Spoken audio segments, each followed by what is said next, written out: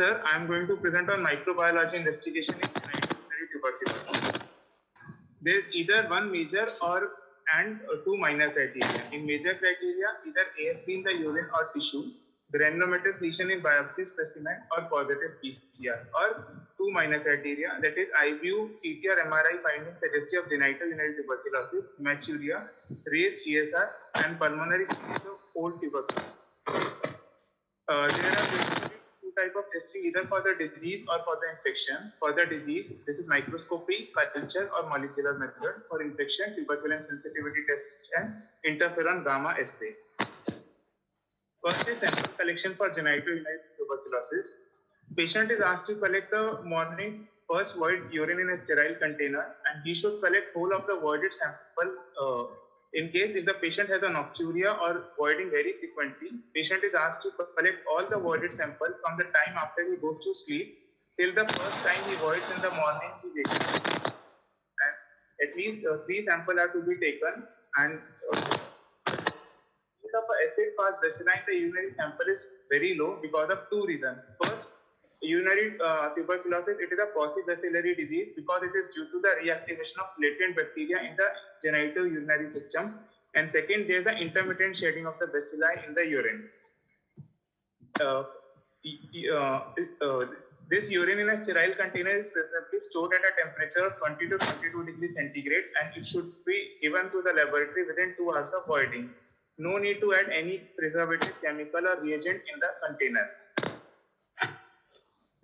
Urinary samples from the bladder has low yield, hence microbiological detection is a difficult task. Therefore, whenever possible, an attempt should be made to collect urine directly from the kidney or upper tract, or percutaneous puncture and aspiration from pelvic elation is the best sample. If percutaneous aspiration is not possible, then cystoscopic ureteric lavage with normal saline and aspirate is also a good sample with high yield as compared to bladder urine. Tissue from the organ is believed to contain more bacillary load as compared to fluid sent for microbiological detection. Biopsy should be sent in 6 different containers filled with normal saline. Formalin should not be used if the tissue is to be sent to microbiology. Decontamination process. Contamination of voided urine with commensal non-tuberculous mycobacteria, it is a frequent occurrence. Such non-tuberculous mycobacteria may also grow in culture and result in contamination. Once the sample received in the laboratory, it undergoes treatment with various chemicals to eliminate unwanted commensal non-tuberculous mycobacteria, which interfere with mycobacterium test results such as GeneXpert and indicated. One of the drawbacks of this decontamination process, it eliminates 40% as well as non-tuberculous. And this percentage becomes significant in the urine sample as this is already paucibacillary and yield is low. Hence, it becomes difficult to get microbiological tests positive for urinary samples. First is GSR. It is a non-specific test which indirectly measures the inflammation of the body, either by the Winthrop or the Vestagreen method. And it is usually on the higher side, more than 100 ml per hour in case of a tuberculosis, malignancy, and it is not specific for the tuberculosis. Second, coming to the urine analysis. First, in this urine analysis, first the D-measurement technique, which approximately 0.01 ml is placed over a couple. Adhikar, your mic is still in trouble. There is a lot of static. Azhar, a lot of static noise coming. Some minutes I changed that.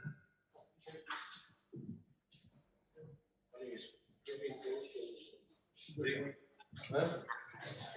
Maybe breathing also. Yeah, sure.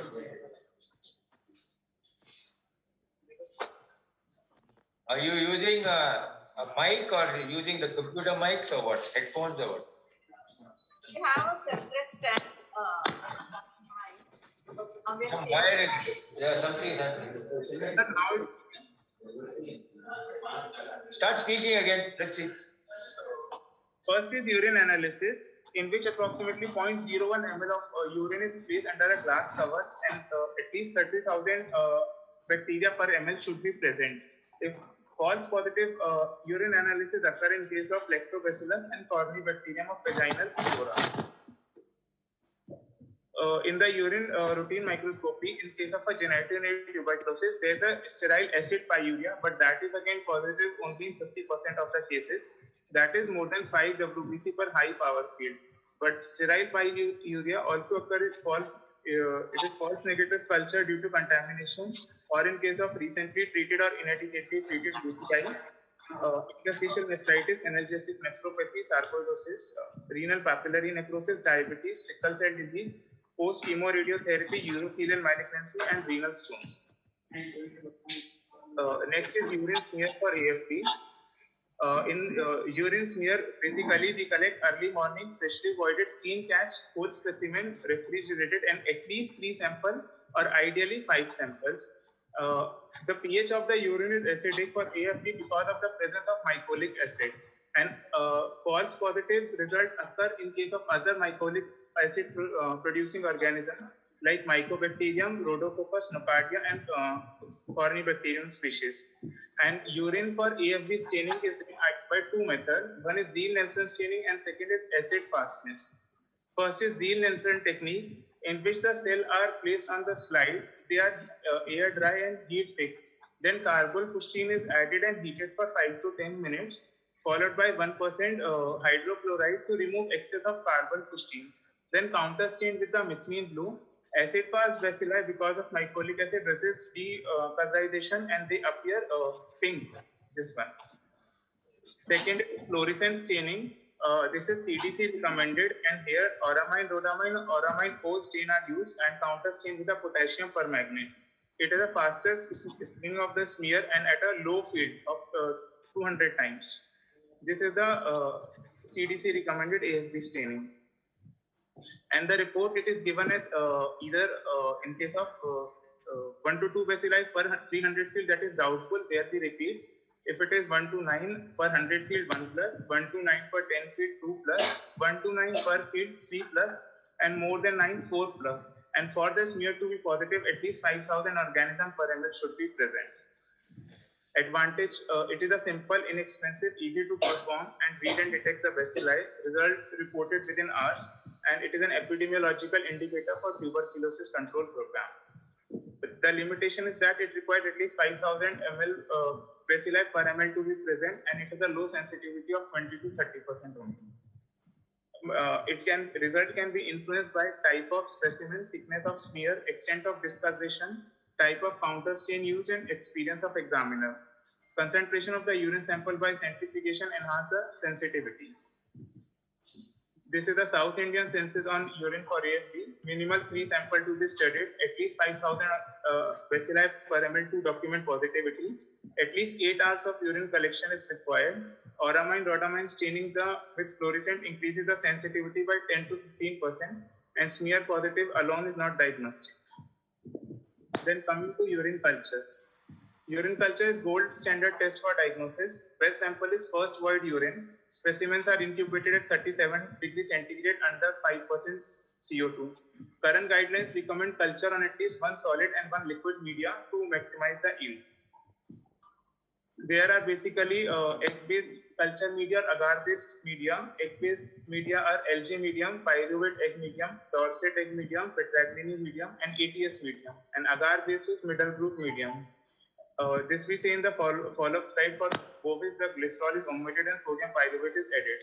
Major drawback for the culture is it takes 6 to 8 weeks for the colonies to appear. The difference between egg and agar-based media. Egg-based media, where we add the malachite gene, which will mainly act as antibacterial, and in agar-based, we add antibacterial, antifungal separately. Rate of growth is slow in egg-based compared to agar-based, and contamination is usually less, but if present, it involves the entire surface. And shelf life is longer, 6 to 12 months, and agar-based media has a small shelf life of 1 to 2 months. This is the Algae medium. Original Algae medium contains Congo red and malachite green, which malachite green inhibits growth of other bacteria. It also has glycerol, which serves as a carbon source, favorable for Mycobacterium growth and favorable for Bovis. Then asparagine, it is a source of nitrogen and vitamins. Potato starch is also a source of nitrogen and vitamin for Mycobacterium tuberculosis growth. Coagulated hen's egg, which provide a solid surface for inoculation, and mineral salt solution. Jensen's modified the LJ medium. He eliminated the combo and uses only the malachite bean to inhibit the growth of other bacteria. Advantage: bacterial growth can be identified visually or by automated detection of its metabolism, provide a definitive diagnosis of tuberculosis, significantly increase the number of cases identified 30 to 50% when compared with microscopy. Disadvantage: it takes longer time, more complex and expensive, and need appropriate lab infrastructure and biosafety precautions. Next is the BACTEC method. It is a radiometric assay test for the Mycobacterium tuberculosis, which is based on generation of a radioactive carbon dioxide from decarboxylation of a substrate palmitic acid. This system gives the result of culture and anti-Mycobacterium drug susceptibility test within 10 to 14 days. And inoculation of a beta-nitro-alpha-acetyl-beta-hydroxypropionone or the PABA, it helps in distinguish Mycobacterium tuberculosis from other Mycobacterium. It gives early results superior than LJ medium for isolation and identification of Mycobacterium. Even in cases of contamination, the medium can be decontaminated to recover Mycobacterium accurate drug susceptibility testing. This is BACTEC MGIT 960 TB system, which is a non-radiometric. That was radiometric. It is a non-radiometric automated system for growth and detection of Mycobacterium with capacity to incubate and continuously monitor 960 MGIT every 60 minutes. This system helps in early detection within 10 to 13 days of Mycobacterium growth and useful for drug susceptibility testing. This Mycobacterium growth incubator tube, it uses a middle growth 7H9 growth, which is an agar based with an oxygen sensitive fluorescent sensor at the bottom. Positive signals are obtained in 10 to 12 days. If bacteria is present, oxygen consumed in metabolism, fluorescence will appear at the base, while is positive. That is the principle of MGI. It has an advantage that test is rapid, accurate and cost effective method for high volume laboratory. No hazards of handling radioactive material. There are new culture methods also. One is microcolony detection on solid media, SeptiCheck AFP media, MODS, MB-BAC system and ESP2 culture system. First is microcolony detection, which again uses the middle group agar and examined microscopically, and results are available in 7 days. It is less expensive and half the time than conventional cultures are used. Second is SeptiCheck. That is again biphasic media. On one side there is a middle group agar, and on the other side there are two sections. One is with the NAP and other is chocolate agar. NAP is for the detection of the Mycobacterium and chocolate agar is for detection of contamination. This system is found useful and gives the result within 3 weeks. One is MODS, that is microscopic observation of in-growth culture, which is appropriate for disease endemic high burden countries, which require 2 weeks, and basically middle group agar, oleic acid, dextrose catalase and antimicrobial supplements are used. Next is MB-BAC. It is again non-radiometric continuous monitoring system with computerized database management. It is based on colorimetric detection of CO2 and takes approximately 13.7 days, and also useful for drug susceptibility testing of Mycobacterium tuberculosis. ESP2 culture system. It is also non-radiometric, which is pressure changes within the headspace above the growth culture medium in a sealed bottle. That is either gas production or consumption due to microbacterial growth. Then molecular methods. Here nucleic acid amplification tests are done, which are GeneXpert, CBNAT, and one is line probe assay. Line probe are again two which I have discussed in subsequent slides. This is cartridge-based nucleic acid amplification test, which is highly sensitive and specific, rapid turnaround time, diagnosis and treatment initiation in the same setting, identify the mutation in the Mycobacterium tuberculosis genome, and can tell us if tuberculosis is drug sensitive or drug resistance. Application, it eliminates about doubts about the contamination, which may detect up to 1 to 2 organisms. Useful role in early confirmation of diagnosis in paucibacillary extrapulmonary forms of tuberculosis. DNA amplification by PCR. It was invented by Carey Mullis in 1987, which detects the Mycobacterium DNA in clinical specimen as a replacement for culture and shorter diagnostic time to 24 hours. Amplify a single copy or few pieces of DNA, generating 1,000 to million of copies of particular DNA sequence. It detects the Mycobacterium tuberculosis at providing the result within 1 to 2 days, and also detect cases with low bacillary load where culture fails. It has a sensitivity of 87 to 96% and specificity 88%. Disadvantage: it can detect both dead and live organisms, cannot be differentiated. False positive due to contaminated DNA in the specimen, which can also be amplified, cannot be used to monitor the response to treatment. DNA PCR basically cannot differentiate, while RNA PCR can differentiate because this RNA is an integral part of bacterial ribosome. Its presence indicates multiplying bacteria and organisms. This is gene expert, which is an automated pattern-based nucleic acid amplification test and detect the sequence in simple or complex samples using real-time PCR. Performed directly on the sputum, proceeds sputum sediments and selected extrapulmonary specimen from children. Here, first the sample is taken and placed into 2:1 reagent. Then 2 ml of the sample is transferred to the test cartridge. Then this test cartridge, it is inserted into the platform where it gets amplified. DNA molecule is mixed with the dry PCR and the result is available. So it simultaneously detects the Mycobacterium tuberculosis and rifampicin resistance in less than 2 hours. Single sample is collected. Sensitivity is similar to that of liquid culture, 88%. The specificity is 99%. The superior performance of expert Mycobacterium tuberculosis in detecting TB over that of microscopy makes it a particularly useful tool for case finding among people living with HIV. As a tool for detecting rifampicin resistance, it has a sensitivity of 95%, specificity of 98% when compared with phenotypic reference standards. Biosafety precautions and the training required are minimal, and for smear negative culture positive TB, the pooled sensitivity has been found to be 68%. A stable, but it has a disadvantage that a stable uninterrupted electrical supply is needed. The ambient temperature of the instrument cannot exceed 30 degrees centigrade. Cartridge must be stored at less than 28 degrees centigrade, and it detects at least 131 colonies per mm. The modules required annual calibration does not eliminate the needs for conventional microscopy and culture. In patients who are not at a risk for drug resistance but tested positive for rifampicin resistance, a second expert test should be performed for pre-analytical and post-analytical errors and to improve the clinical confidence in the diagnosis. Line probe assays, there are 2 line probe assays available. One is INNO and selective genotype, which is MTBD-R+ or RSL. It typically involves the 3 steps. First is extraction of nucleic acid from smear positive direct specimen or culture isolate, amplification and hybridization of the labeled PCR with probe immobilization on a strip.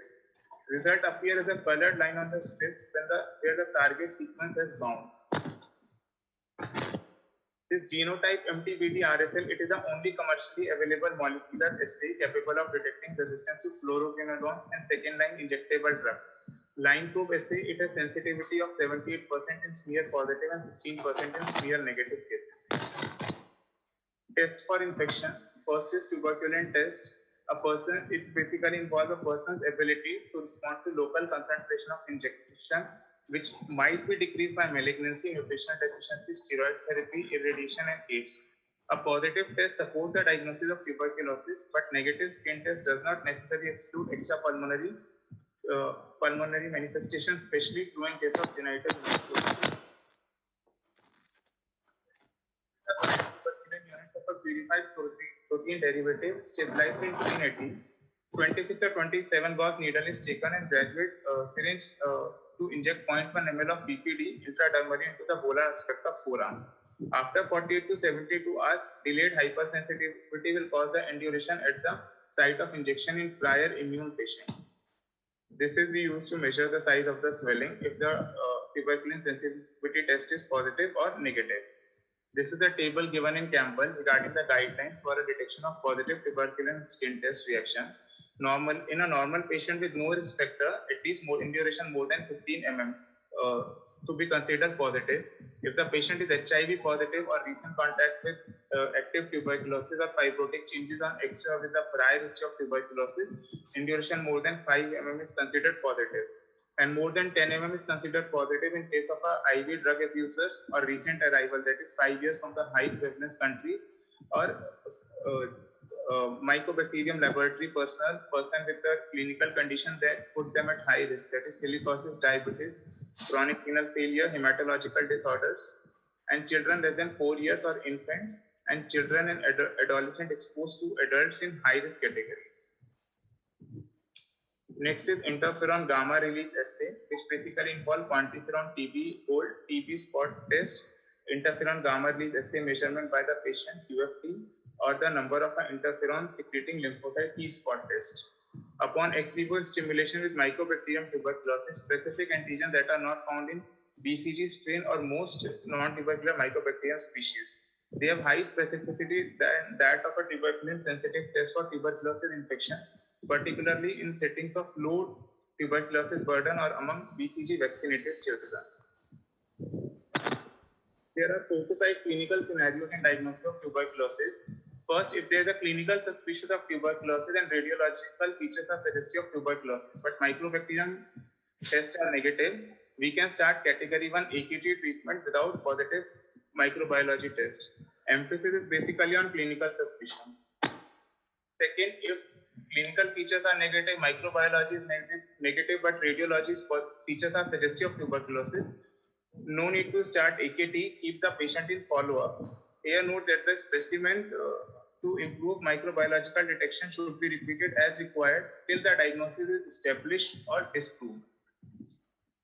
Third, if only microbiological tests are positive but radiologically and clinically not positive, make sure culture is done at the reliable laboratory and whether they have tested for MPT64 antigen. If it is tested positive, then start AKT. If not, or negative, then do not start AKT. Next, if the patient is of pulmonary tuberculosis, receive complete AKT, but now he developed extrapulmonary tuberculosis within next 6 months to 2 years, what should be the next line of management?